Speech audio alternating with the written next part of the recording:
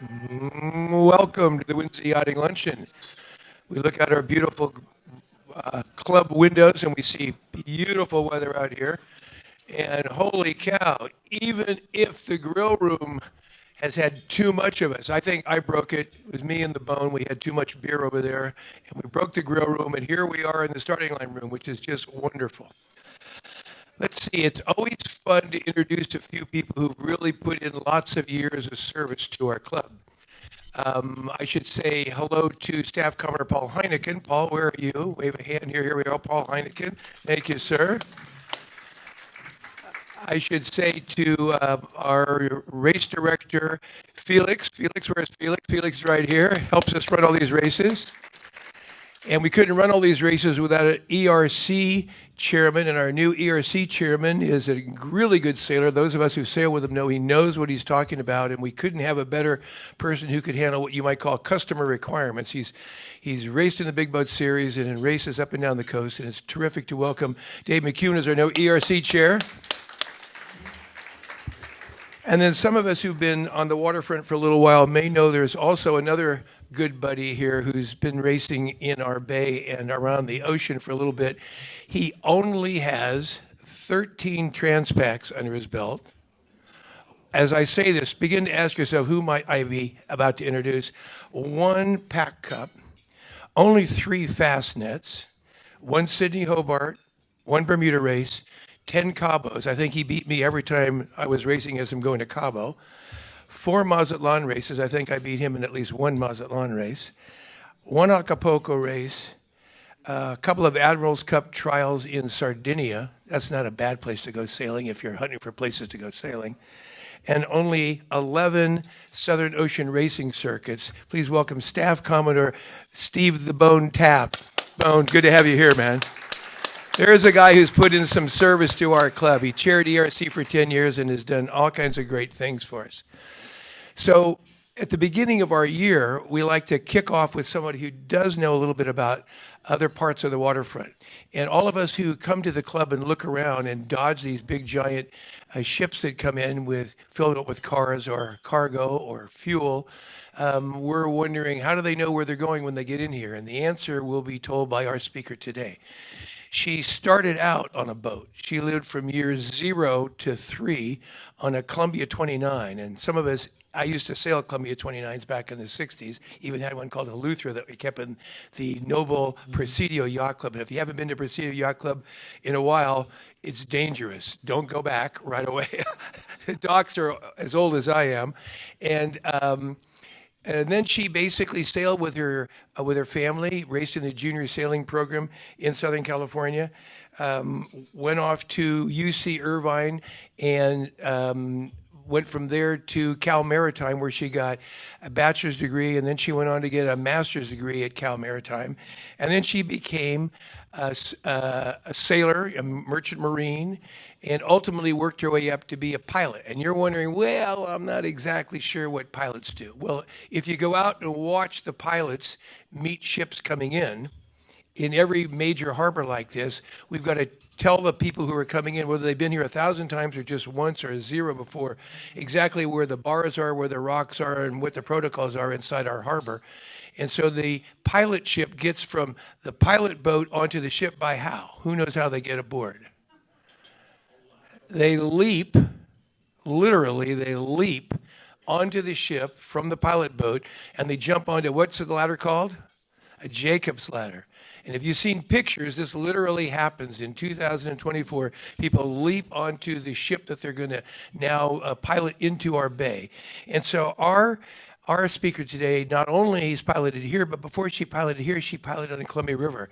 If you race on the Columbia River, raise your hand. Columbia River is a fun and challenging place to race. And imagine you're gonna pilot ships in and out of the Columbia River. So she then matriculated after 23 years as a pilot to become basically the head of the place. She's the business manager of the San Francisco Bar Pilots Association, and she brings one extra guest, a good buddy and an incredible skipper. If you ask yourself, if you want to be a professional skipper, what are the cool rides that you want to handle around the world? And some of us remember Andromeda, Tom Perkins' boat out here. Well, he was the skipper on that boat. And then Tom said, Ron, I got another Andromeda. I said, who's going to have two Andromeda? He said, Andromeda Ledea, just to make sure we don't get confused. Tom Perkins showed me Andromeda Ledea, and Chris was the skipper there. And then he said, what about this idea? And we had a Wednesday yachting luncheon way back in the 90s about a new modern three-masted square rigger with 15 sails that would be moved about, with all these winches. And basically, he said, I'll be able to put all the sail out in less than 2 minutes. And he basically did that. And then after that wasn't big enough, her boyfriend became the skipper on Black Pearl. Black Pearl was a 350-foot largest yacht, really, by many definitions in the world right now. And it's a big, beautiful green square rigger. And they were going to be a speaker. Chris was going to come and speak about 3 years ago. But just before, like the week before he was going to speak, Russia invaded Ukraine. And Russian oligarchs were under new pressure. That's a generous term to consider the pressure that Russian oligarchs were on. And it just turned out that the Russian oligarch who owned that one was not available to say yes or no because he was dead. And Chris said, complicating factors will keep me from coming to address the Wednesday yachting luncheon. And so we let him off the hook with a message in the bulletin. But Chris Gartner, welcome here, buddy. Just flew in this morning. Stand up.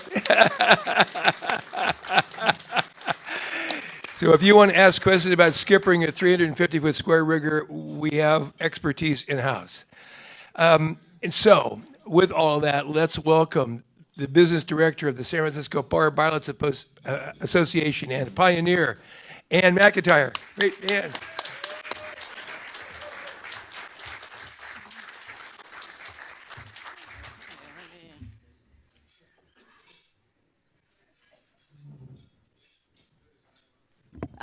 Thanks to the club and thanks to Ron and his team for having me here today. I'm really surprised how many people turned out. Thank you so much for coming.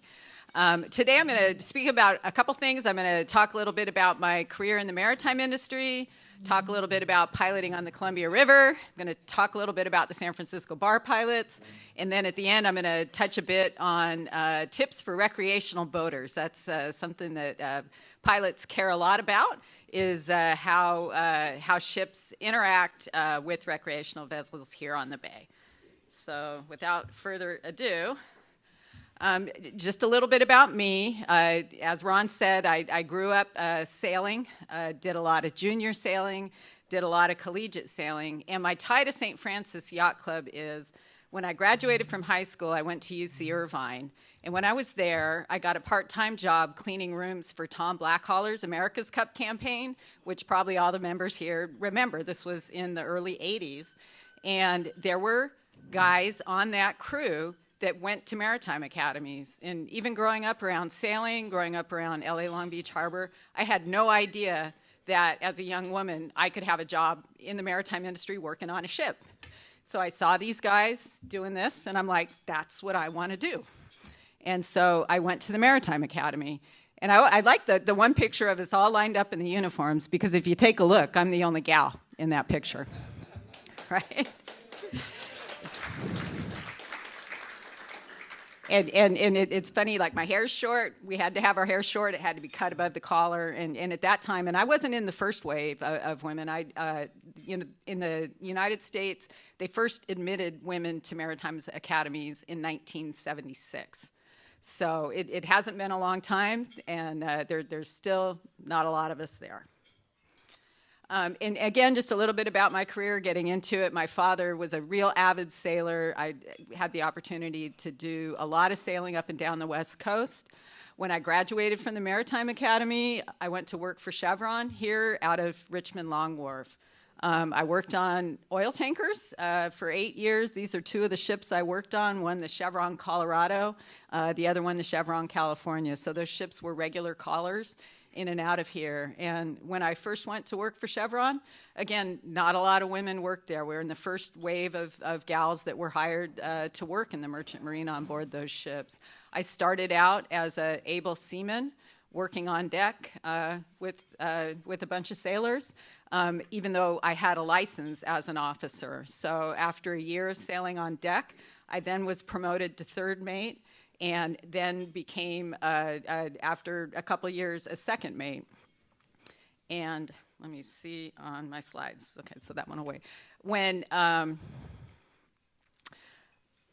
was sailing on board an oil tanker that was called the Chevron Washington, and we were a regular caller on the Columbia River up in Oregon. And at that time, this was in the early 90s, there was a lot of pressure from the legislature for pilot groups in Oregon to diversify. And I was targeted and had the opportunity to become the first woman to become a pilot on the Columbia River. And at that time, very, very few women pilots in the United States. And so that was quite an honor to be selected to train. I had a 23-year career there. And this is just a short little video that shows me piloting on the Columbia River here. So let me see if I can get that to go. It's about, they had a thing where they were going to try to bring coal into the river.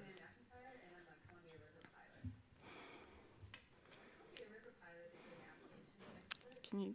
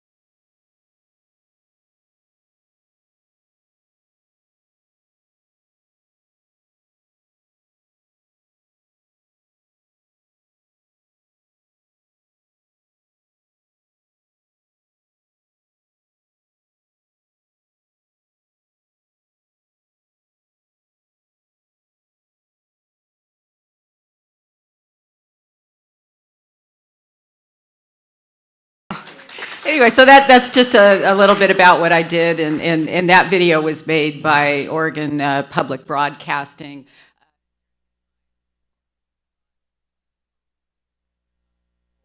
Was going to be exported from the Columbia River. Now, hopefully, I'm going to get to my next slide.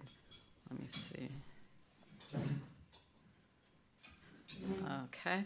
And so just a little bit, I don't know how many folks here have been boating on the Columbia River. It's particularly for sailing, not a big destination because there's a lot of strong current and it takes a long time to get anywhere. But when I was a pilot in Oregon, I moved ships between Astoria, Oregon, all the way up to Portland and Vancouver. It's about an 85-mile route. We served 9 different ports.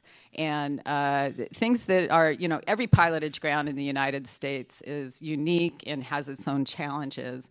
With the Columbia River, probably the biggest challenge is that it's a very narrow river and the channel is very, very small and lots of twists and turns, so the navigating is quite challenging.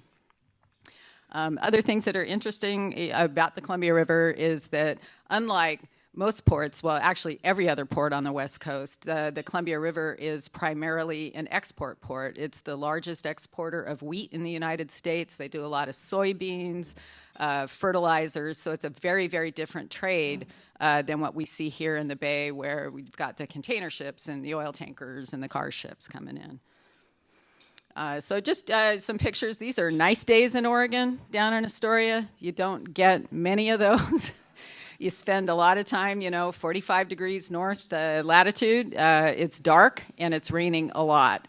So you're going to work in the dark, you're getting off work in the dark, and you can't see a lot out the windows.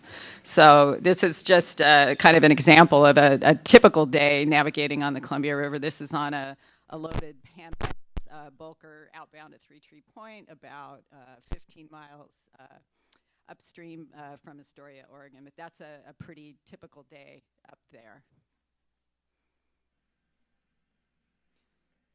Lots of rain. Also, there are a lot of wood exports there. I always, anytime I talk about piloting, I always throw the slide in on the top corner there. I don't think that's the name of a real ship, but if you read it and you think a little bit there, that tells you a little bit about piloting. It's a high risk job. It takes a lot of expertise and concentration, and you have the support of the crew around you, but it's a lot of times you're on your own. Everything is on your shoulders, and as a pilot, you get on board a ship. This is the first time you meet the crew, and you don't really have an idea of what might be going on down in the engine room, what the skill level is of the crew. So it can be a very high pressure, stressful job. And again, just, pilots all over the world have different challenges in navigating. Columbia River, again, quite tight. If you look between the stern of the ship that's swung sideways in the anchorage there, this ship that I'm on has to go in that little hole astern of it there. And then this is just another picture out the window passing it. So lots of tight quarters up there. Very similar to what is experienced here when San Francisco bar pilots are taking ships up to Stockton and Sacramento. And then again, because there are so few of us women in the industry, I was always kind of, everybody wanted to take their picture with me. So you can see, that's one of the things that was great about the job is that, you got to meet crews and people from all over the world. And, it's very respectful. I mean, here you see folks from the Philippines, a fellow from Turkey, South Korea. Just got to meet a lot of people. And again, just more folks that I had the opportunity to meet over my 23 career up there on the Columbia River. This one I always throw in there. It's a good one. We do have a lot of Filipino seafarers, and I'm not sure if you recognize who the life-size figure is. That's President or former President Duterte of the Philippines. and when I got on the ship and walking up the stairwells to get up to the bridge, I was confronted with a life-size picture of Duterte. So the crew on those ships really liked him. Another thing, when you're piloting ships, you get to eat a lot of food from around the world. And, ships are at sea for a long time.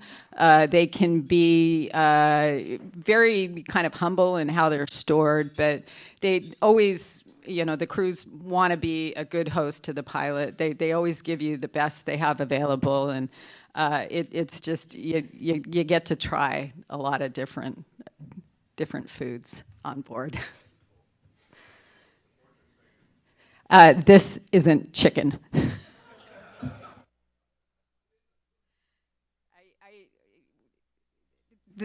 You get served a lot of different things. I remember once we were served tripe, and you either like tripe or you don't. But I was with another pilot, and he's like, what's that? And I'm like, oh, it's tripe, and explained to him what it was.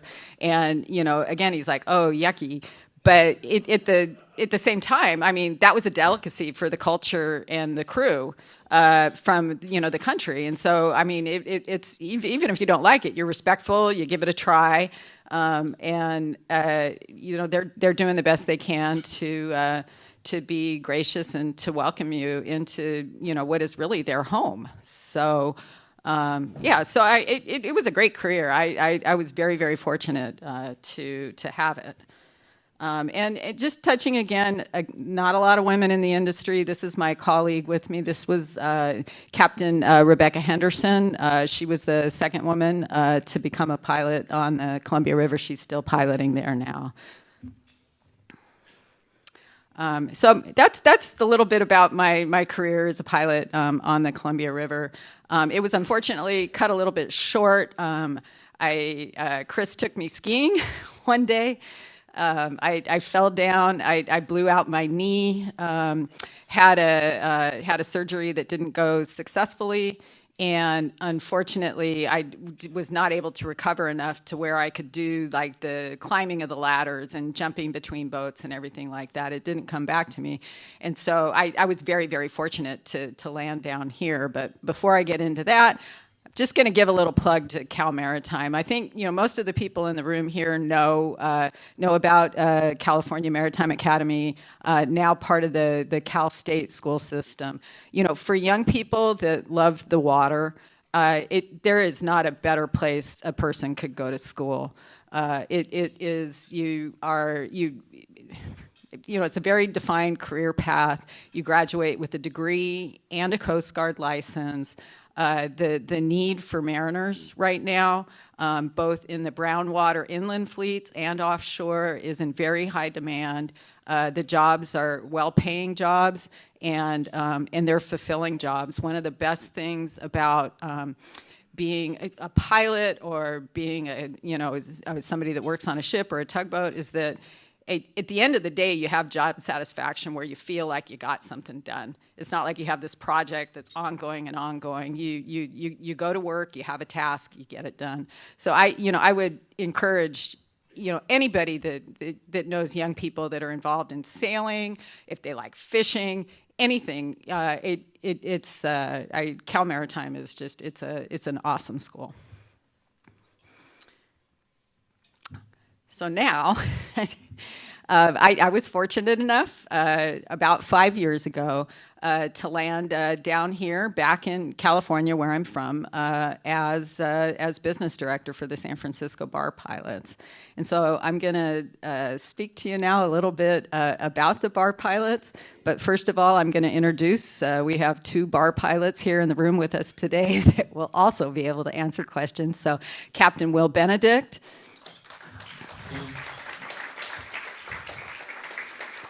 And Captain Chris Pine Mercier. And just in case any of us get into trouble, we also brought our general counsel, Kevin Baldwin, here.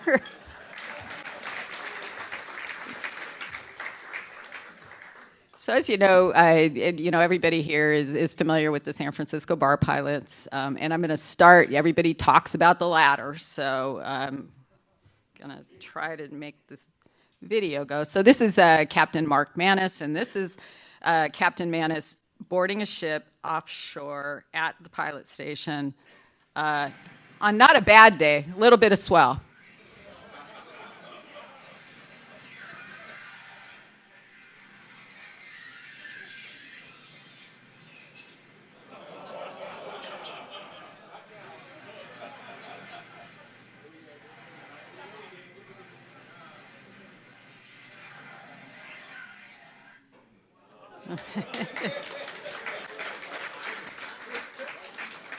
And he makes it look easy. It takes some time to get comfortable like that.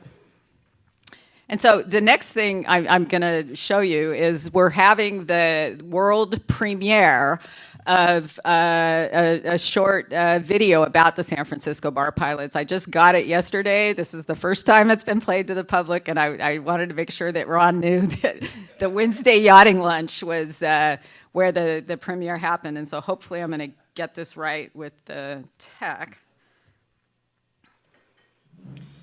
And without further ado, the world premiere of the San Francisco Bar Pilots video.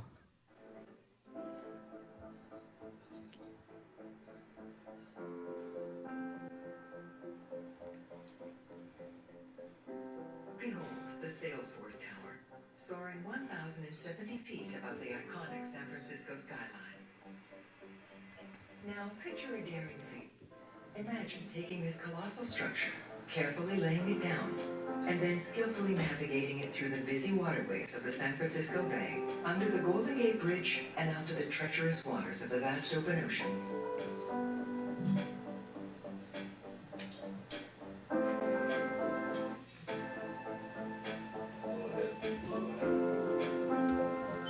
While the Salesforce Tower stands tall in the San Francisco skyline, the true marvel lies in the unmatched precision the San Francisco bar pilots use to navigate massive vessels through the narrow channels and treacherous currents. A bar pilot is a navigational expert that works on behalf of the citizens of the state of California to safely navigate the ships in and out of some of our most environmentally sensitive waters. And so not only are we protecting the environment, but we're the critical link in the supply chain between the ocean and the terminals.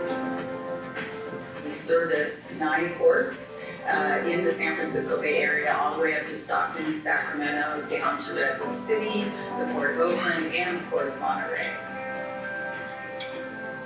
For over 170 years, the pilots have been the human link in our supply chain, safeguarding Northern California's pristine waters, while ensuring the smooth and efficient transition of billions of dollars in goods that keep our economy moving forward. Calling not only the busy Port of Oakland, but also the 8 other ports in the San Francisco Bay and beyond. The San Francisco bar pilots are on call 24/7, 365 days a year, day or night, rain or shine, ready to navigate the world's largest vessels. So every ship that comes from Asia or comes from South America or even Canada or another, port in the United States, when they come to San Francisco, when they come to Stockton, to Sacramento, down to Monterey, they will have a pilot on board ensuring that the ship is navigated safely and also efficiently with the schedules. We want to get the ships in as quickly and safely as possible and get them back out because everything runs on a just-in-time inventory.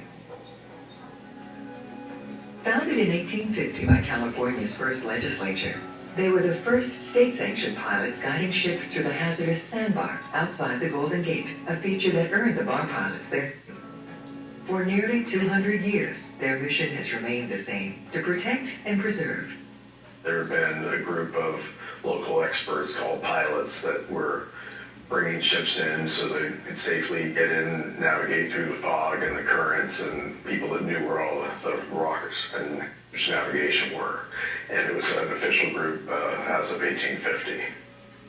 Beyond their economic significance, the bar pilots partner with local environmental organizations to protect 1,000 miles of shoreline and 90% of California's marshlands. They are instrumental in preserving the bay's incredible diversity. Going back to the gold rush, back when we first became the San Francisco bar pilots in 1850, we were here to protect the ships from the environment. The ships were piling up on the rocks to make sure that the ships got in so that the supplies could go up to the gold miners. Now we're here to protect the environment from the ships. The journey to become a bar pilot begins early in a captain's maritime career. Most pilots have at least 15 years experience, and once they are accepted into the California Board of Pilot Commissioners training program, hands-on training spans 2 to 3 years. In order to become a pilot, you already have to have had a successful maritime career as either a captain of a ship or a tug.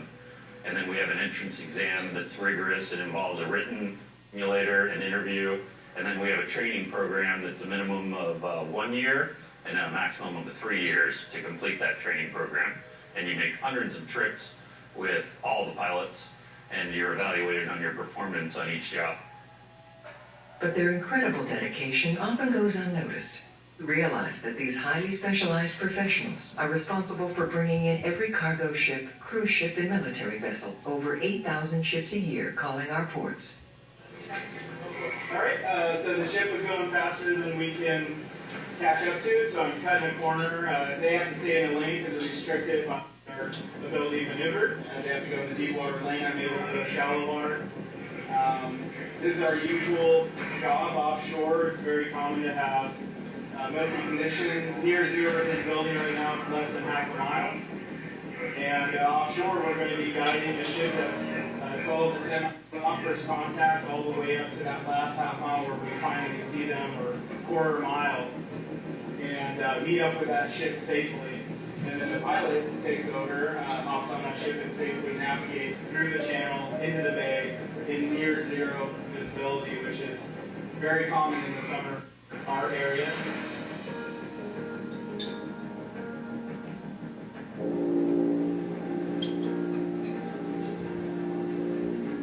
We have the vessel come in and we turn the vessel to make a lead, and we have to time our kind of jump onto this pilot so that we can safely get on board the ship. And this is done in the daytime, at nighttime, 24/7. As the San Francisco bar pilots look to the future, they will continue to adapt to new challenges, such as the change in recruiting the next generation of pilots. Right now, the pool of people that are qualified to be pilots is fairly small, and we need the ones that stick with it all the way to become a pilot. Well, if there's more people in it from the beginning, that really expands the pool in the end. Being a bar pilot is a terrific job. Most of us love being on the water. We love piloting ships. It's very rewarding. If you like working on the water and you're interested in the maritime industry, it's a great job.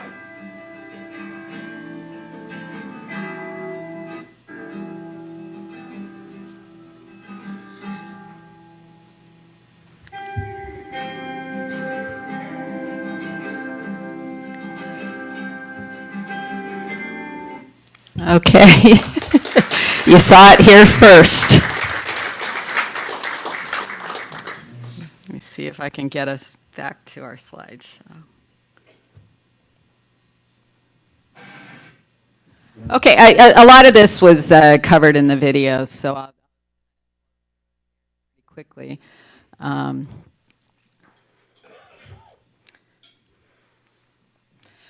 In San Francisco, one of the things that's unique about the pilotage ground here is that it really incorporates just about anything you could encounter as a pilot. You have the offshore boarding area where there is, big swells coming in and out. You have a lot of fog. Once the ship gets in the bay, you have very complex traffic situations. Everybody here knows, just from being out on the bay, there's lots of recreational boaters. You've got ferries going every which way. And it's a lot to coordinate all that stuff and to make sure you're keeping things safe, but you're also keeping things on schedule. And in addition to having to maneuver very, very big, ultra large container ships going in and out of the Port of Oakland, they also have an aspect of river pilotage, going up the San Joaquin and Sacramento River. So it really, being a pilot here, it's you have to wear many hats and have many skill sets. It's a very, very difficult pilotage ground. A common theme, I guess you heard it in my Columbia River pilot video, you heard it in this video, and now I'm going to show you the picture. The ships that are coming in and out of here are really big. They really are bigger than the Salesforce Tower is tall, and this one kind of puts it in perspective. And when we touch a little bit on the tips for recreational boaters, we'll focus a little bit on the maneuverability of these big ships.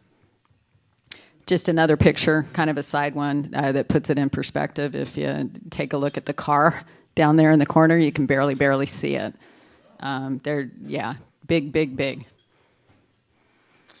We touched on this on the video. It's a very rigorous entry process. Piloting is not an entry-level job. It's a culmination of a career and a lot of experience.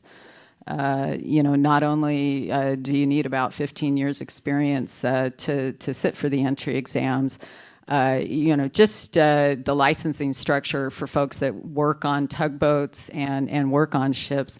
There's lots of testing with the Coast Guard. Every time you move up a level of responsibility, there's another test to take.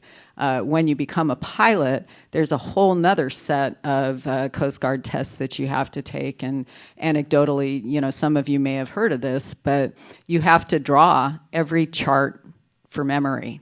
And not only that, you have to memorize where every navigation aid is, what the characteristics are of every light on the bay. So it's no small academic exercise either. It's a lot of work. Yeah, and the other thing that on the slide here too is that it takes a certain amount of physical agility to perform those jobs, and we're also subject to a very robust medical oversight program. Just a little bit about the bar pilots infrastructure. We're located at Pier 9 on the Embarcadero. You can probably see our boats tied up there. 24/7, 365 operation. We're stationed out of San Francisco, and the reason for that is we're pretty geographically bound because we have to serve so many ports. We have 5 pilot vessels, 3 we refer to as the station boats. And those are the ones that stay offshore, that if you're going west of the Golden Gate Bridge, about 11 miles out there, there's always a pilot boat on station. And we're required by statute to have those boats on station. We also have a run boat, and that's the new one that you guys may have seen running around the bay. That runs pilots in and around the bay. And we've just taken delivery of that one in September, and that boat is the first Tier 4 pilot boat in the United States. So it's compliant with all the new California regulations, and we're very, very proud of that boat. It's very environmentally friendly. We also have another boat that we station up in Pittsburgh to serve the ships that are going upriver. And just, a little bit about our staff. Our pilot numbers vary, somewhere between 50 and 60 pilots. We also have 35 union boat crew. We've got 5 dispatchers and 8 admin staff. So it's a pretty big operation.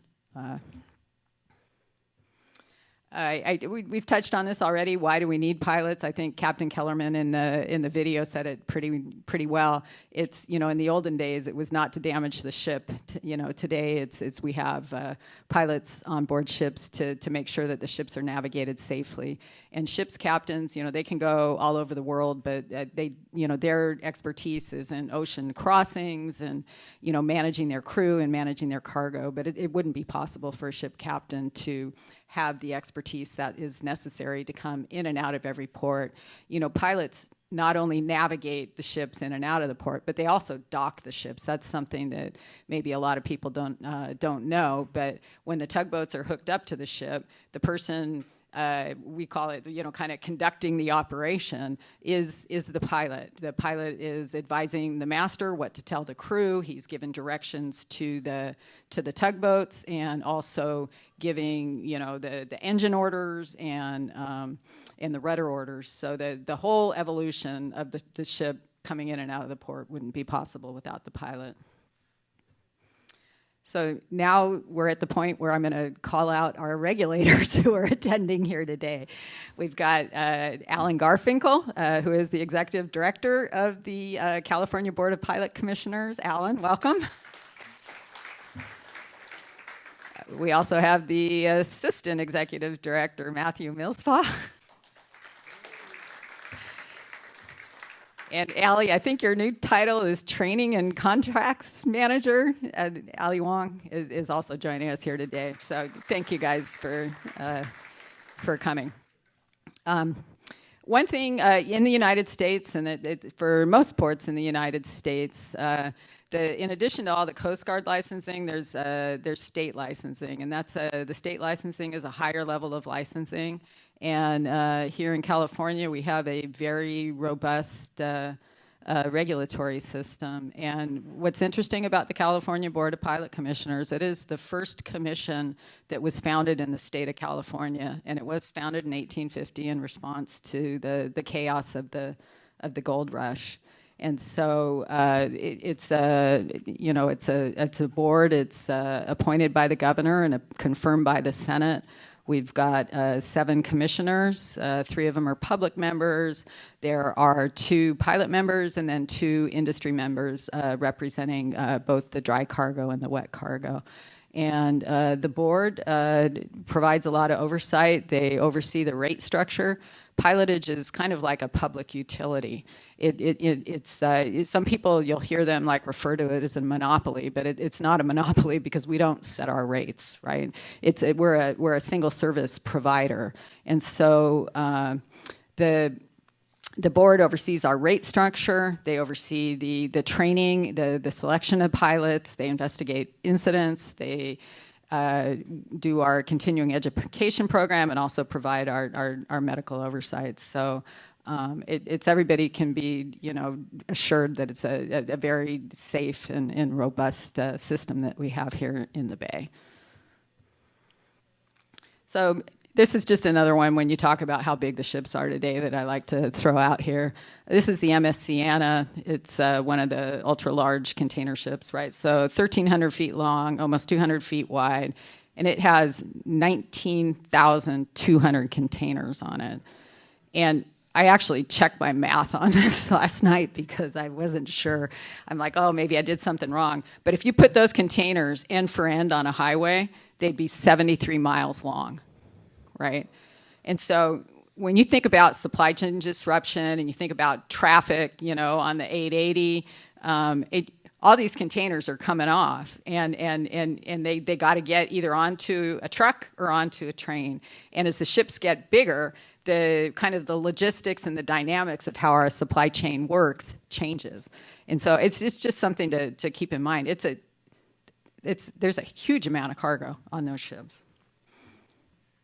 One thing about the San Francisco area that it is not necessarily the case, for example, down in LA Long Beach, is that we've got a real diversity of cargo here. We do containers.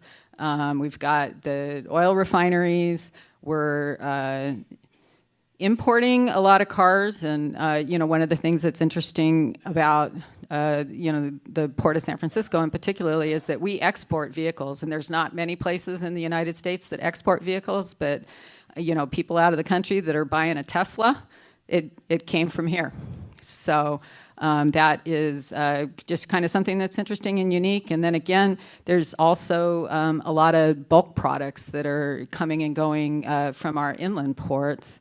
And project cargo, and that's going to be a big one, and I think you guys are going to see more about it in the news, is the offshore wind industry develops. There's going to be a lot of wind infrastructure, just related to the turbines and the placement and all that kind of stuff coming in and out of here as well. All the ports in California are chasing that business right now. Protecting and preserving the environment. I think we've already touched on this, but this is just the one fact that I like as a takeaway on this is that 90% of the state's marshlands are here in the San Francisco Bay and tributaries, and that's not something that I realized until somebody told me. And so again, it's a fragile environment, and we care a lot about keeping it the way it is. And public safety and security as well is a big issue. We are kind of the eyes and the ears on the bay. When something happens, we're out here all the time. And this one, it's just becoming less relevant, but I left it in, and it wasn't that long ago. Just, again, about pilots being out on the front lines. When COVID started, you remember it started with the Grand Princess. And, the Grand Princess was offshore. It couldn't come in. until it was cleared to come in. And in order for it to come in, a pilot had to get out there and bring it in. And this was, again, before we knew anything about, what was going on and this and that. And so we asked for a volunteer from our ranks to go out and bring it in. And, that was a pretty scary time for everybody. Okay. Here's the last section, and I think a lot of you in here have probably seen a lot of this before, but anytime we go to speak anywhere, we try to do a lot of outreach in the yachting and boating community here in the Bay, and to be we want to be a good partner with the racing and everything, and so we'll just talk a little bit about ships and how they maneuver. Ships can't stop on a dime, and when you back on them, they turn sideways, and so I can't read the numbers here, but you can look, like, just for example, if you look in this picture at the top where you can see, like, there's a ship and the ship length. If the ship is going to do a crash stop and put its engines astern, it's going to end up 3 ship lengths off to the side. It's just, you cannot stop a ship on a dime, and if you have to, it's just not going to happen. You'll probably run aground before you get the ship stopped. This is, I kind of equate driving a ship to driving a car on ice.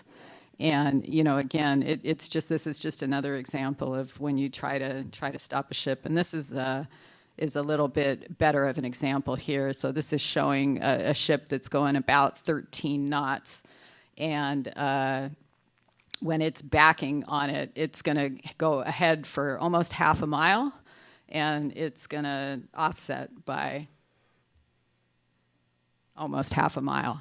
So they really need a lot of room to maneuver. And so when a ship is calling you and saying you need to get out of the way, you need to get out of the way. And so these are our tips for recreational boaters that Captain Benedict and I put together. And I think, particularly sailors, everybody knows about Rule 9, and Rule 9 is like a small vessel shall not impede the passage of a vessel that can only maneuver in the confines of the channel. So the Coast Guard, the rules of the road require that you get out of the way of the ship. We already focused on ships can't stop. Might take 1 to 4 miles to stop it.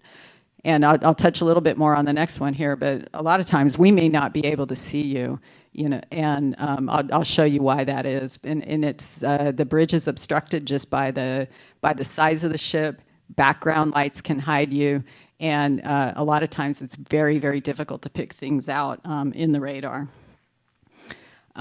If you ever find yourself in a situation where you're concerned about getting out of the way of the ship, just get out of the way of the ship. Like, the rules of the road matter less. A lot of times you'll find, situations where people aren't sure what they should do, but take substantial action. Like, you don't make a little course change, make a big course change so that the ship and the pilot can see what you intend to do. And if it's all going really bad, the smartest thing to do is go behind it, right? Don't try to cut in front of it. Don't try to, go, alongside and, peel away slowly. Just get behind it. Does everybody know what the danger signal is? Yeah, so 5 blasts. If you hear that, that means you already should have got out of the way. It's a lot of times pilots will give a little, like, just a bump on the whistle to get your attention. And, like, if you hear a ship blow a whistle, you should, like, immediately be asking yourself, what, am I, in the way of the ship, and do I need to take some action? Again, when in doubt, turn away, go astern of the ship. Monitor your VHF radio, channels 13, 14, and 16. familiarize yourself with vessel traffic. And, for race committee here, I know I've done some race committee here, and the club is very, very good about checking in with VTS when they start events, when they finish events, because pilots rely on that information from VTS to know, where the events are happening in real time. Obviously, we see them in the local notice to mariners, that type of thing, but we like to, to have real-time information on that.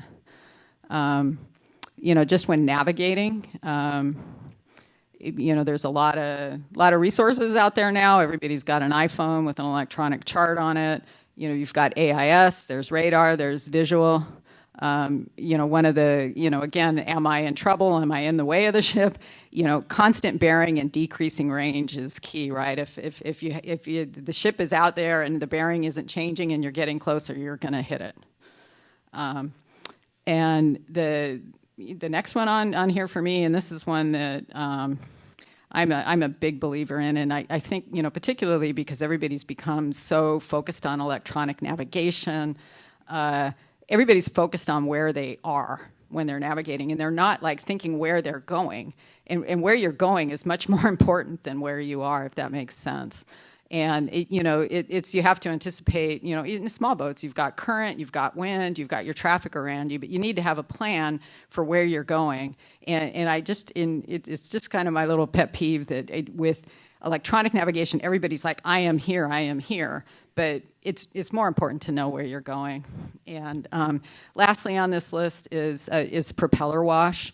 And, particularly like if you're in small boats like kayaks and maybe you're in the estuary, off the Port of Oakland, when a tugboat, when they are maneuvering their engines, that wash is strong, and it can flip a kayak, and it can kill a person. So not only ships, but when tugboats are operating around ships, it's really important to give them a wide berth.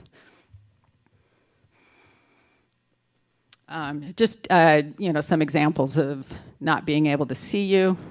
And I'm going to show you the invisible distance. And so this isn't to scale, but it just kind of gives you a good idea when somebody's up on the bridge of a ship and you're looking down across the bow, you can see how far away the ship is, right? And this one says here at a speed of 20 knots, which is faster than ships go here in the bay. A ship travels 34 feet per second, and it only takes 3 minutes to cover a nautical mile. But as you can see here, if you look, not even looking at distances, you just look at the length of the ship, that whole dotted line going down to the water, it's like a whole ship length in front of the ship where we can't see what's in front of us. It's not physically possible. And this is just another one. This is just kind of a general tip for folks using electronics. You can't always trust your electronics. You can't always trust your radar, and so that's why you always want to be using different sources of input, like when you're navigating. And this is just an example of a ship that I was on at Anchorage in the Columbia River, and you can see the picture, and you can see the ship pointed directly at the stern of the ship that's in front of it. I have a computer with an AIS signal there that's showing on the upper left where the ship is pointing at the ship that's in front of it. And then you have here the radar on the ship. And when you look at that, it's showing the ship 10 degrees off, right? So you always want to be double checking your instruments and not relying on just one method of verifying where you are and where you're going. And that's it. Thank you very much.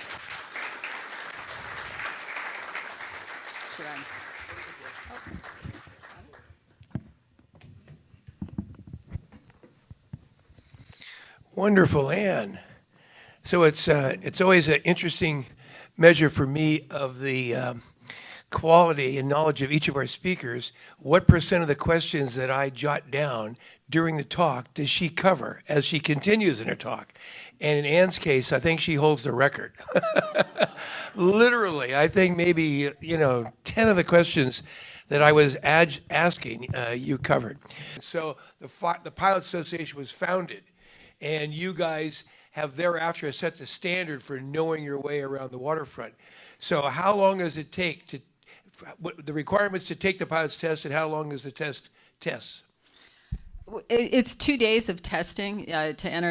Again, there's some pretty rigorous and complicated qualification requirements related to being able to sit for the test. But there's a written exam that is conducted at Cal Maritime, and that exam, I'm going to look to Alan for this, but I think it's about half a day that it takes to administer that.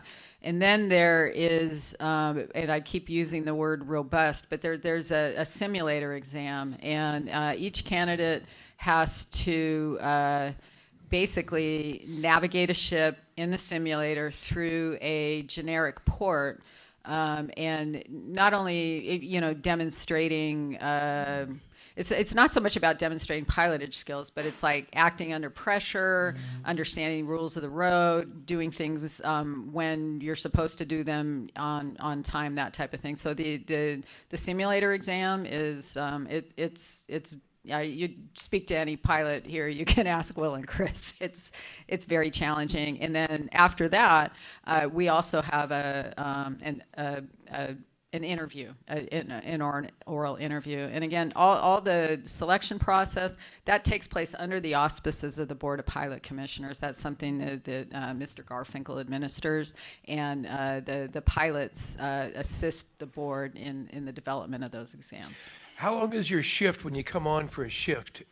So when a pilot comes on for a shift, they work either a week on, a week off, or 2 weeks on, 2 weeks off, 24/7, 365. So they work in a rotation. So it's not like you have a shift where you go to work at 8 in the morning and you get off at 5. It's like when you finish a job, you're on deck for when you come up again in that rotation. So, most of the work here is done at night. And a lot of that is to accommodate the shore labor, kind of constrictions over at the Port of Oakland. So, for example, when a container ship is coming into the Port of Oakland, they're going to want the ship alongside at 6 in the morning so that the longshore turn to, and everybody, the trucks and everything are coming and going. So that means 2 or 3 in the morning, the pilot's out there, getting ready to get on the ship to bring it in.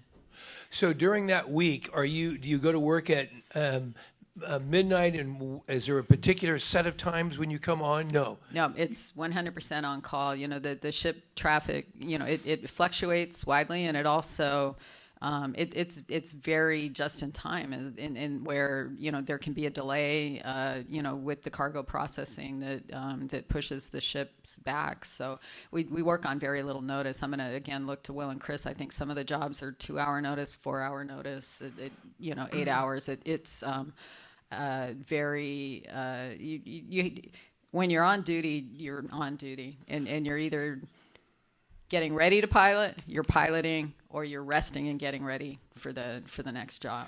So when you're in your offices, do you get a call to go out on to be on station? Is that what the process? Give us the process from when you come to work on a given day for that week. How many ships are you going to handle in a given 24-hour period? In a given 24-hour period, probably 2. There's an outside possibility that it might be 3, but let's just say a perfect world where all the stars align. A pilot will be dispatched to a job here inside the bay, maybe Oakland, maybe Benicia, and you would pilot that ship out to sea. You would get on the pilot boat, you'd have a short rest, then there would be another ship coming in, and then you'd bring that ship in and you'd be done for the day. And then again, that might be the day, that might be the night, but it's always the schedule's always changing. You live and die by the schedule. Does the Pilot Association sort by type of ship? In other words, some guys do tankers, some women do passenger liners? Yes and no. Right. So every pilot, when they're licensed, is qualified to do every job. When we have a new pilot, there's certain jobs like really big container ships, big loaded tankers, where we have a system in place where a more experienced pilot will join them on the job. So the new pilot will do the job. And then also specialized jobs that don't get done as often. For example, we have a roster of cruise ship pilots because that's a kind of a unique job. But every pilot is qualified to do every job. Now, we talked about, and you showed a video of somebody jumping from the pilot boat onto the ship via the Jacob's ladder. You do this 24 hours a day, midnight, noon, all that stuff. Is it easier in the daytime? One imagines that, but I got to ask you. Yeah, I think so. Okay. It's hard working at night. And in earlier videos, and in this one I've seen, there's this tether now that they have on. So who's manning the tether? Okay, that's not a tether. So that's something, and maybe it's not a politically correct word anymore, but it's called a man rope. And would you? I can't mansplain that. Can you? So and what that is it's and I didn't have a good example of it in the presentation, but when there's a lot of swell and the ship is moving back and forth and the pilot boat is coming alongside, it's not safe to get on the pilot ladder close to when the boat is, because the pilot boat can be coming up and off the hull, the ladder can get fouled in the boat. So what happens is that when the pilot's about 2/3 of the way down the ladder, they'll transition from the ladder onto the man rope and actually rappel away from the ship and slide down the rope onto the deck. And I'm going to get one of those videos for the next time we do that presentation, because I think it's pretty impressive. We want volunteers for guys who want to propel down the rope. People, women, any ladies? So when is your shift over? The ship comes into dock. When is your shift over? It depends how many hours you've put in. Okay. And then also on the time of day. So generally about 10 hours on duty is what we shoot for. So put us like a bird on your shoulder from picking up a ship out there. Give us like the rudder and engine commands that you'd get to dock a liner like at Pier 27 or something. Okay, what are you going to say to begin with? It starts out with the ship is still, it's not moving, the propeller is not moving, or tell us what's going on when you get on. Yeah, but so for piloting every ship, because I'm not piloting ships here in the Bay, so I'll just kind of speak to it generally. Like when a pilot gets on board a ship, it's either underway or it's at the dock. And, when it's at the dock, you got a little more time to kind of prep and see what is going on. But when you board the vessel, there is something called a pilot card. It's an internationally standardized card that has maneuvering information about the ship and any deficiencies that the ship has. So you quickly perform what's called a master pilot exchange. It's kind of a standardized information exchange between the master of the vessel and the pilot. You kind of go through that. You talk about what the transit's going to be. And, depending on what speed you need to go, you give the engine orders. So the pilot verbally gives the engine orders to the ship's crew, and they operate the engine. And then the ships also have, like you saw in the pictures, they have a quartermaster or a helmsman. And the pilot gives all the directions. So it'll be, port 10, midship, hard to starboard. Every move of the rudder is dictated by the pilot. And then if you're on a little bit of a straight stretch, you'll give the quartermaster a course. So you'll tell them to steer, whatever the course is. And then you're always monitoring them. And for piloting in particular, you're always giving commands and then you're confirming that they're happening. And you're doing that by watching people. When you're giving the commands, you want to look people in the eye. And you're watching the rudder angle indicator, which you see on some boats, and you're also watching the RPMs, because these crews, they come from all over the world, and there can be miscommunications in language. There's a standard nautical lexicon that everybody uses, but for example, I can see like one thing that happened to me once when I was docking a ship, and you don't want to have it happen, is I gave a rudder command starboard 10, and what came back was stop engine, right? And you can see how that might happen. They kind of sound similar, and if it's not your first language, yeah. So now we're all hearing about the Suez Canal having a little bumpy sledding right now, and people are having trouble getting through the Suez Canal. Are you in contact with pilots who pilot the Suez, or is that international part of your colleagues out of your You don't see them. Yeah, we're not like in daily, kind of contact with them. That situation is something that we monitor to see how it might impact things here.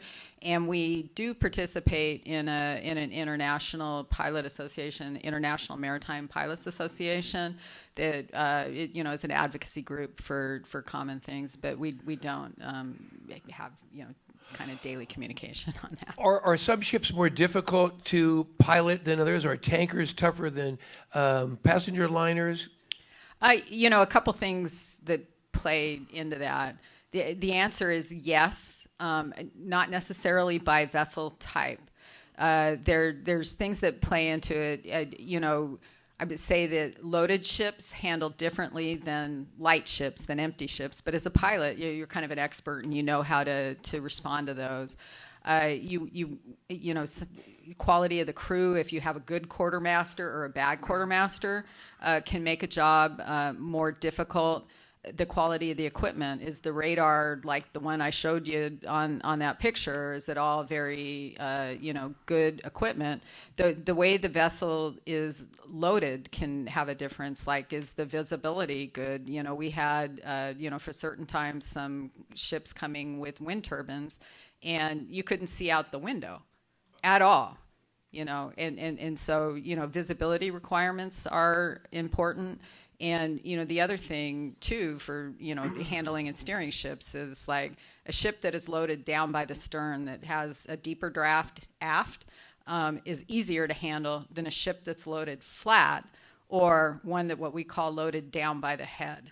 And ships that are loaded down by the head are notoriously difficult to control. It's hard to control them. And even when they're loaded flat, once a ship starts moving, it has a tendency to want to dive forward. And so that it gets difficult, particularly in constricted waterways. So how many people are usually, we hear about reducing staff size on tankers. How many people are usually on the bridge in different types of ships?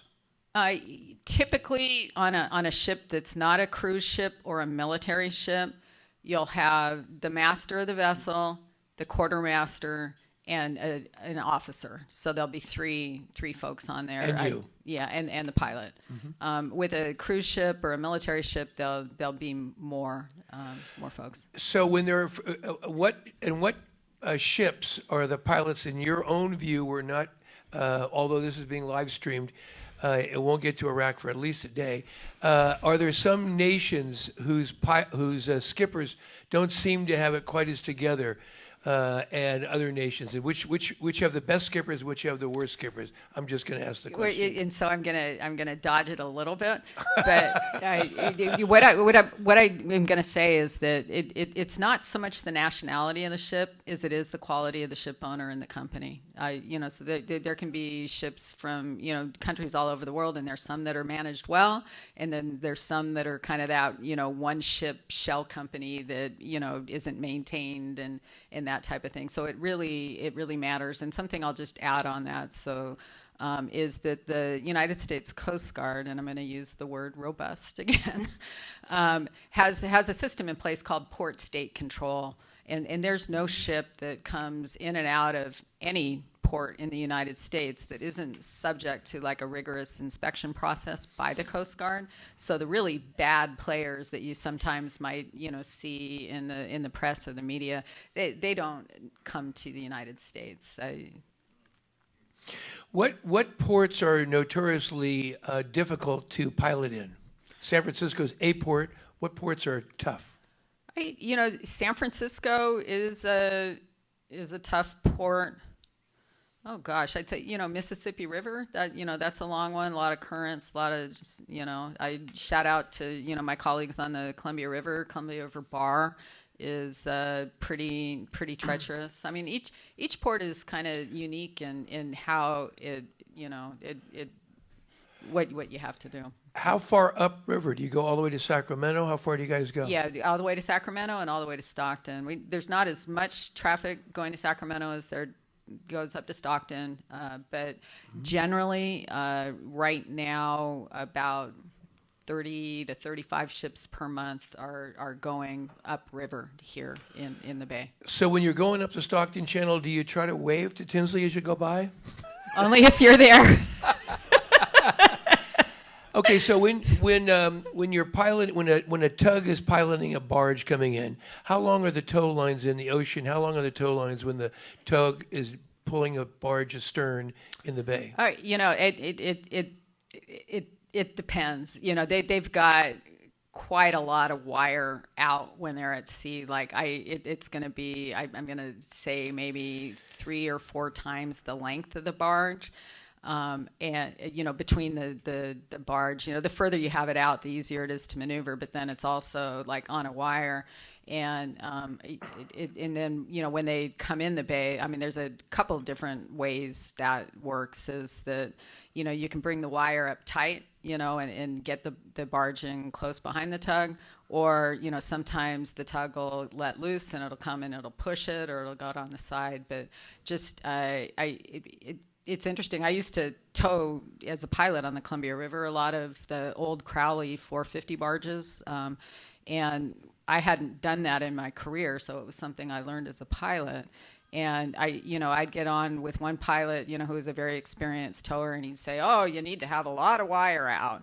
It's not going to work if you don't have you got to have a lot of wire out." And then I get in with another pilot, and he's like, "Nope, you know, you suck that barge right up behind the tow, you know, in the pins behind." So piloting is kind of it's an art and a science, and different things work, you know, depending how you approach them. So give me a scary moment piloting. Oh, I knew you were going to ask that question. So yeah, I'll give you one for me, and just to kind of lay it out. We had there was a series of turns on the Columbia River in an area called Skamakawa. And Skamakawa is a Native American word that has to do with fog, and it's like means smoke. And there was a like kind of a little warm river that made it. If it was going to be foggy, that's where it was going to be foggy. And I was on a ship that was kind of had the bad radars and everything. And it was in the middle of the night, and you would have to complete these turns. There was a sheer rock cliff, and it was curved, and you drive the ship in the radar until you were half a mile, like the stern of the ship was half a mile from the rock before you start the turn. And the ship is 700 feet long, so it's really not a half a mile between that and the ship. And I was pointed at the rocks and gave the rudder command to go to port, and the guy went to starboard on it. And I was from the bow of the ship to the rock less than 600 feet away, you know, before it popped out. And then when it pops out, you've got hydrodynamics when you're working with ships. And so when they're coming out hard, right? And so then you want to check it up because you got shallow water on the other side. So then you have to put the rudder hard over and, you know, use the engine and everything to try to do it. But it was one of those things. It was like the middle of the night. The crew had been up working in port, you know, and so they're tired, not paying attention. But that was probably one of my scariest moments. Now I'm going to keep asking questions unless I see a hand up, in which case then I'll repeat the question because we don't have an extra mic. First one is a 2-time Sailor of the Year for our yacht club, Bruce Stone. Bruce. How has communication on the bridge changed since I think it was Costco hit the tower of the Bay Bridge? Thoughtful question. How has communication on the bridge changed since Costco hit the South Tower or hit one of the towers of the Bay Bridge? It's actually a really good question because that incident, I think, was a game changer for pilots around the country, not just here in San Francisco. And, you know, when I was speaking with Ron about the master pilot exchange, that wasn't something that was kind of routinely practiced or standardized, but there's a very standardized manner now in how you exchange information with the pilots. And then and that's probably the biggest change on that is just its education and awareness. So you're saying the protocol of communication between the pilot and the master has changed since then because of that accident? Yeah. Okay. Did I see Paul Gomer have a question? Yeah, with regard to that beautiful cuisine you showed from all over the world, my vision is that you're on the bridge completely immersed in what you're doing, When do you get to eat the good food? It's a good question, and it's there's a little tray in the wheelhouse that kind of, or like a table that pops down, and they kind of put it in front of you, and you eat as you're going along. And I'll tell a story. I was fortunate enough once to bring my father with me on a job, and we had very long jobs on the Columbia River. They could be 8 hours long. And he's like, you don't have time to eat. You don't have time to go to the bathroom, right? If you need to use the facilities, you have to time that. You have to wait till you're on a straight stretch. You have to make sure you trust the crew, and then you got to pop away and you hope the toilet flushes and that you're able to get right back out there and get in. There's not a lot of time to do everything. Yeah. Any other question? Yes, in the back of the room. Yes. Yes, good question. Describe a man or woman overboard experience. Have you had one of those, and what would you do? I have not had one of those. There are, again, procedures and protocols for that type of stuff. If there is a man overboard, the life ring immediately goes in the water. You put a lookout on the bridge wing to track where the person is. Here, you'd be reaching out to vessel traffic service, letting them know, letting the tugboat know. It's not like the ship's going to turn around and go, pick the person up. You need to, garner the resources. And there is a story that I think we'll probably tell the next time the pilots come to speak at St. Francis Yacht Club regarding the rescue of a e-foiler that occurred recently out to sea. And I'll leave it at that because I don't think we have time to go into that right now. Another question right here, Steve Taft, the bone.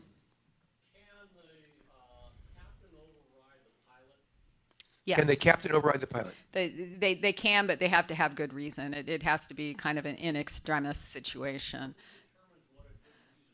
The captain, right? And that's, again, is all part of kind of the master-pilot relationship and how you develop that. I mean, ideally, you have an open dialogue and you're working together as things go along. But, occasionally, I'm not aware, like in my career, of any of the folks that I've worked with on the Columbia River or here where that has been an issue. But it does, I'm sure from time to time in places that does occur, but it is the captain's ship. And if he relieves the pilot, the pilot is relieved. If a situation like that were to occur, that doesn't mean the pilot is relieved of their duty to make sure the ship stays safe, right? The pilot would still stay there and be engaged and try to, assist the captain. I mean, typically, if there is, something develops, the thing that a pilot will seek to do is just to get the ship to anchor, like just to get it to its closest safe position so it can be resolved. Bill Havison has a question. Bill. Yeah, I've seen liquid natural gas containers going out with their special escorts. Are there special restrictions on LNG shipping, and are there special pilot procedures or restrictions on those kind of boats? So the question is, are there special piloting procedures for liquid natural gas transits? We don't have specific in-house piloting procedures for that. Coast Guard has procedures, and I'm not super familiar with the LNG containers and how that works. I don't know. I'm going to ask to Will or Chris. Are those escorted? Not usually. We don't typically do LNG, liquefied natural gas. Yeah. Here in San Francisco Bay, it might be. I don't even know if they put it in a containerized. Yeah. So a pilot in the audience is saying we don't often see liquid natural gas transits inside the bay. Next question is from Dave McEwen, our new Executive Race Committee Chair. Dave.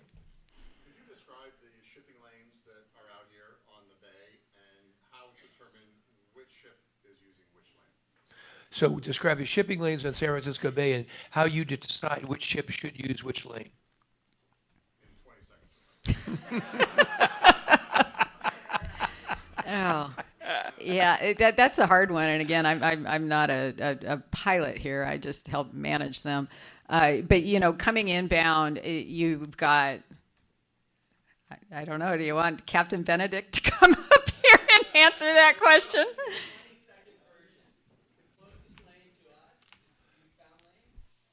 Come on up, Will. Will, come on up. Come on up, Will. Will Benedict, pilot Will Benedict will answer the question of how many lanes of shipping are there, and how do you decide which ships take which lanes? Get the mic up. Yes. Okay, so 3 lanes. Eastbound lane, which is closest to us right here, right off St. Francis Yacht Club. There's a recreational area for you guys to do your racing, everything. And then just on the other side of that is the eastbound lane. Usually you'll see the container ships or ships enter here. That's this side of Alcatraz. You're saying south This side of Alcatraz. You leave Alcatraz. You'll be on port. camera if you stand over here, Will. Right next to her. All right. Perfect. And then eastbound lane, closest here. And then you have the westbound lane. That's just on the other side of Alcatraz. Westbound lane, you're outbound, so departing the bay. Also the deep water lane, which we leave Harding to the south. That's for vessels 45 feet or greater, and also all petroleum ships. That's the Stay north of safest Harding Rock, you're saying? on when you're going outbound. Mm-hmm. Inbound, all ships can take the eastbound lane. There's 45 feet. It's safe for ships under 45 feet. All ships over 45 feet have to leave Harding to the south. And how fast are ships supposed to be transiting, and then how fast are they transiting the bay? So we are. Yes, deliberately. Yes. This is why we have to have general counsel with us at all times, right? Kevin had actually a nice lunch today, and we had Chris Pine, Mercier, and Benedict are coming, so we got to send Kevin counsel Baldwin still with them, smiling right? at you right now, Will? Right, I know, right? So inside the bay, 15 knots.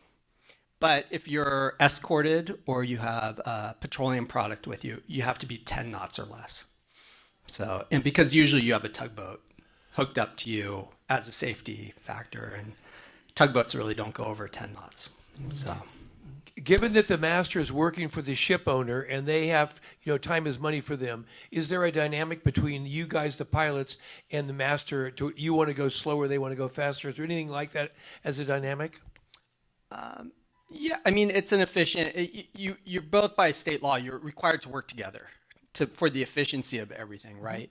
Fog, you're going to go slower, obviously. But no, we never get the pressure from the masters of the ship to go faster. Maybe cruise ships a little bit because they want to be alongside by 7 a.m. or something. But there's always, you work it out. You work it out. Are cruise ships heavier than tankers? Which ships are the heaviest and have the most momentum? Actually, there's one that comes in with gravel from Canada. It's called the Jackman. And Anne talked about her scariest ship, right? And this thing always comes in because it's so deep, it has to go to Anchor 9, which is just south of the Bay Bridge. How deep is it? Does it draw? It comes in at 45 feet. Draws 45. So sometimes you'll have to take the deep water lane and go in. And I was a trainee and everyone gave me a warning on it. They're like, this is, have fun with that. And sometimes they'll give you an escort to slow the ship down because it's so much. And it's impossible to stop the ship. It was, to stop ships is really the scariest thing. Give us your scary moment, Will. That was it. That was it. I had a tug escort. I told the captain I was with. I was training. I said, yep, I'm not going to use the tug. We're going to get it in here at the Bay Bridge. I'm doing 8 knots. Captain's like, pilot, how's the speed? And that's your first indication. You're like, oh my God, I'm going way too fast. Start coming down on the bells. I had the captain. I mean, we got there safely, but it was all over the place. Used the tugboat. The captain, the senior captain, had a good laugh. It was good. It was good entertainment for them for the day. So now these are scary moments, and you're on we call them brown underpants moments. Exactly. I mean, sorry, that's right. Why. And you're I know, yeah, right. And you're Uranus, tight Uranus. And these ships are worth tens of millions of dollars. Give us a funny moment, pilot. Funny moment. I just like hopping on the ships in the morning. 2 in the morning, these people haven't seen a person in like 3 weeks, and you hop on, and you're like, "Good morning, welcome to California. How you doing?" Or, a captain that doesn't really, they always speak English, right? But you might do a double negative on them just to make sure, see what their language is. What's a double negative? Well, or just like, "Good morning, Captain. How are Keep you?" looking at the camera. Yep. "Good morning. How are you? Is everything working good?" It's the first thing you ask, and he says, he'll say yes. And then you'll say, "Are there any deficiencies?" And he'll say yes, with a smile. And then you look at the 30-year-old mate behind, and he's like, you're like, "Captain, don't worry, we're gonna get you to Oakland, no problem. This is gonna be great. This is gonna be a fun transit." Yes, so. But it's good. I mean, it's you want to facilitate that. You want to make them feel comfortable. You never, make them feel unwelcome or so. Thank you, Will. Thank Perfect. So, Ann, when I was Can I just add one little thing on Will said, because I know everybody's watching the ships going around the way, and you asked like a tricky question, and sometimes it'll appear that a ship is going more than 15 knots. And the reason for that is with the following current, right? And so we're concerned with speed through the water, not speed over the ground. Wonderful. And McIntyre, San Francisco Bar Pilot Association, thank you for a great Wednesday yachting luncheon. Terrific. Will, Kevin, guys from the Pilot Association, thanks for being here. Terrific. With that, we adjourn our Wednesday yachting luncheon.